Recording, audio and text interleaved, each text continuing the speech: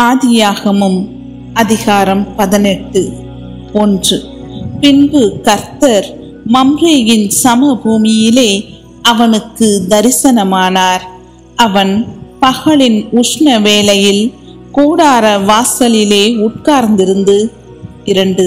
தன் கண்களை ஏறெடுத்து பார்க்கும்போது இதோ 3 புருஷர் அவனுக்கு எதிரே நின்றார்கள். அவர்களை கண்டவுடனே அவன் கூடார வாசலில் இருந்து அவர்களுக்கு எதிர்கொண்டு ஓடி தரை மட்டும் குனிந்து 3. ஆண்டவரே, உம்முடைய கண்களில் எனக்கு கிருபை கிடைத்ததானால் நீர் உமது அடியேனை விட்டு கடந்து போக வேண்டாம். 4. கொஞ்சம் தண்ணீர் கொண்டு வரட்டும். உங்கள் கால்களை கழுவி மரத்தடியில் சாய்ந்து கொண்டிருங்கள். 5. நீங்கள் உங்கள் இருதயங்களை திடப்படுத்த கொஞ்சம் அப்பம் கொண்டு வருகிறேன். அப்புறம் நீங்கள் உங்கள் வழியே போகலாம். இதற்காகவே அடியேன் இடம் வரைக்கும் வந்தீர்கள் என்றான். அதற்கு அவர்கள், நீ சொன்னபடி செய் என்றார்கள். 6. அப்பொழுது ஆபிரகாம் தீவிரமாய் கூடாரத்தில் சாராளிடத்திற்கு போய், நீ சீக்கிரமாய் 3 படி மெல்லிய மாவு எடுத்து பிசைந்து அப்பம் சுடு என்றான். 7.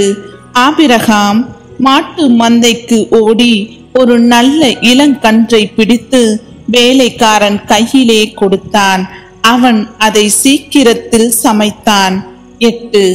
ஆபிரகாம் வெண்ணெயையும் பாலையும் சமைப்பித்த கன்றையும் எடுத்து வந்து அவர்கள் முன்பாக வைத்து அவர்கள் அருகே மரத்தடியில் நின்று கொண்டிருந்தான். அவர்கள் புசித்தார்கள். 9. அவர்கள் அவனை நோக்கி, உன் மனைவி சாராள் எங்கே என்றார்கள். அதோ கூடாரத்தில் இருக்கிறாள் என்றான். 10. அப்பொழுது அவர், ஒரு உற்பவ கால திட்டத்தில் நிச்சயமாய் உன்னிடத்திற்கு திரும்ப வருவேன்.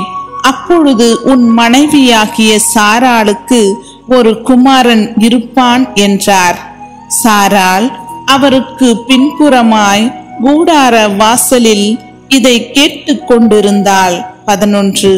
ஆபிரகாமும் சாராளும் வயது சென்று முதிர்ந்தவர்களாயிருந்தார்கள். ஸ்திரீகளுக்குள்ள வழிபாடு சாராளுக்கு நின்று போயிற்று. 12. ஆகையால் சாராள் தன் உள்ளத்திலே நகைத்து, நான் கிழவியும் என் ஆண்டவன் முதிர்ந்த வயதுள்ளவருமான பின்பு எனக்கு இன்பம் உண்டாயிருக்குமோ என்றாள். 13.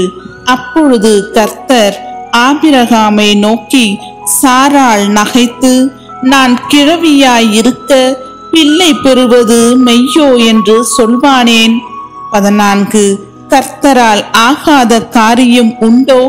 உற்பவ கால திட்டத்தில் உன்னிடத்திற்கு திரும்ப வருவேன். அப்பொழுது சாராளுக்கு ஒரு குமாரன் இருப்பான் என்றார். 15.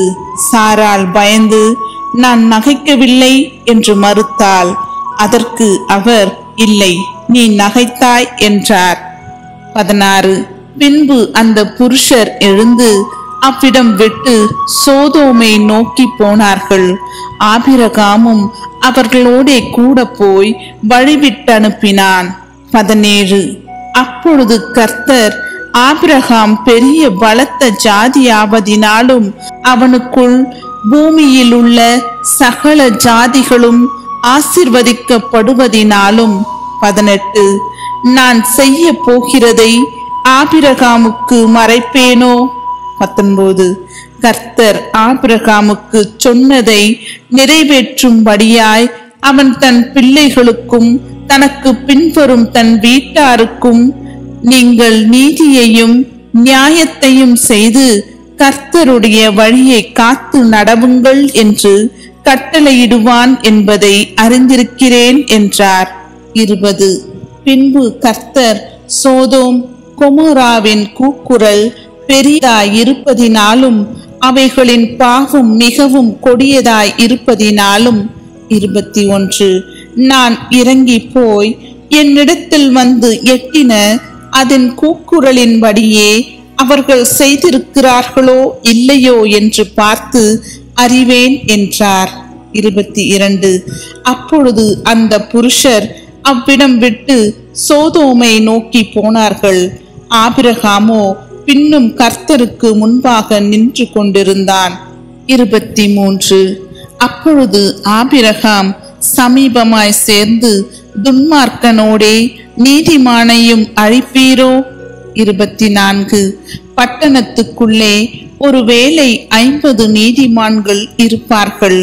அதற்குள் இருக்கும் அந்த 50 நீதிமான்கள் நிமித்தம் ரட்சியாமல் அந்த ஸ்தலத்தை அழிப்பீரோ? 25. துன்மார்க்கனோடே நீதிமானையும் சங்கரிப்பது உமக்கு தூரமாயிருப்பதாக. நீதிமானையும் துன்மார்க்கனையும் சமமாய் நடப்பிப்பது உமக்கு தூரமாயிருப்பதாக. சர்வலோக நியாயாதிபதி நீதி செய்யாதிருப்பாரோ என்றான். 26. அதற்கு கர்த்தர், நான் சோதோமில் 50 நீதிமான்களை கண்டால் அவர்கள் நிமித்தம் அந்த ஸ்தலம் முழுவதையும் ரட்சிப்பேன் என்றார். 27. அப்பொழுது ஆபிரகாம் பிரதியுத்தரமாக, இதோ தூளும் சாம்பலுமாய் இருக்கிற அடியேன் ஆண்டவரோடே பேச துணிந்தேன். 28. ஒருவேளை 50 நீதிமான்களுக்கு 5 பேர் குறைந்திருப்பார்கள். அந்த 5 பேர் நிமித்தம் பட்டணம் முழுவதையும் அழிப்பீரோ என்றான்.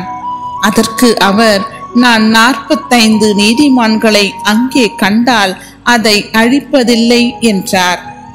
29.